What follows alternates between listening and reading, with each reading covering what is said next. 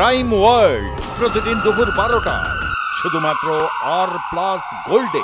2009 সালে ত্রিপুরার ওয়ারিংবাড়ি রিয়াং গ্রামকে দত্তক নিয়েছিল শ্যামসুন্দর কোং জুয়েলার্স। সেই গ্রামেই তারা স্থাপন করেছিল একটি স্কুল। বর্তমানে সেই স্কুলে 109 জন ছাত্রছাত্রী। এবছর সেখান থেকে 2 জন স্নাতক ডিগ্রি নিয়ে পাশ করেছেন। সরকারি সাহায্যের পাশাপাশি স্বাস্থ্য শিক্ষা উন্নতিতে প্রয়াস চালিয়ে যাচ্ছে শ্যামসুন্দর কোং জুয়েলার্স। শুক্রবার এই প্রতিষ্ঠানের তরফে ছাত্রছাত্রীদের হাতে তুলে দেওয়া হয় শিক্ষা সামগ্রী সহ বিভিন্ন উপহার। একই সঙ্গে ছাত্রছাত্রী এবং তাদের অভিভাবকদের ঘুরিয়ে দেখানো হয় আগরতলার বিভিন্ন আকর্ষণীয় স্থানও।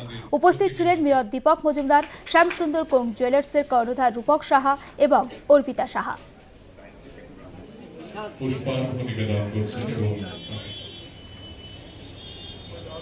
যা হতে পেরেছে তার সবটাই ত্রিপুরার জন্য। কিছুটা এই ঋণ স্বীকার করার একটা প্রয়াস করার চেষ্টা করেছিলাম। আমরা জানি মাত্র ঋণ শোধ করা যায় না, কিন্তু মাত্র ঋণ স্বীকার করা যায়। এই ঋণ স্বীকারের অংশ হিসেবে আমরা যুক্ত হয়ে পড়েছিলাম ওয়ারেংবাড়ির রিয়াং জনজাতি ভাই ও বন্ধুদের সাথে। আমরা স্বপ্ন দেখতে শুরু করি সবাইকে নিয়ে, যাতে করে এরা স্বাস্থ্যে উজ্জ্বল হয়ে ওঠে, শিক্ষায় উজ্জ্বল হয়ে ওঠে এবং স্বরোজগারে উজ্জ্বল হয়ে ওঠে। আর সেইভাবেই এই ওয়ারেংবাড়ি স্বর্ণগ্রামে পরিণত হবে। এই ধরনের প্রোগ্রাম আমার জীবনে প্রথম এসছে, এটা আলাদা অনুভূতি, আলাদা একটা সেন্টিমেন্ট আমার মনে হচ্ছে। এটা একটা বিশেষ, আমি প্রথমে শ্যামসুন্দর জুয়েলারি কোম্পানি যারা গুরুত্ব বিশেষ করে রূপক সাহা, যিনি কর্ণধার, এবং অর্পিতা সাহা, তাদেরকে আমি অনেক অনেক ধন্যবাদ জানাই।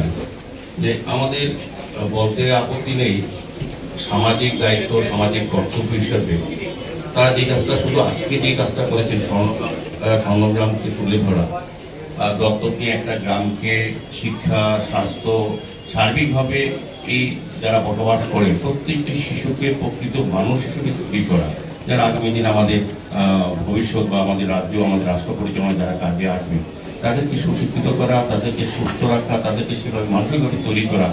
এটা কিন্তু সরকারিভাবে অনেক ক্ষেত্রে অনেক জায়গায় হয়, কিন্তু ব্যাপকভাবে এবং একটা গ্রামকে তারা বেছে নিয়ে যে কাজটা করেছেন, এটা অসাধারণ।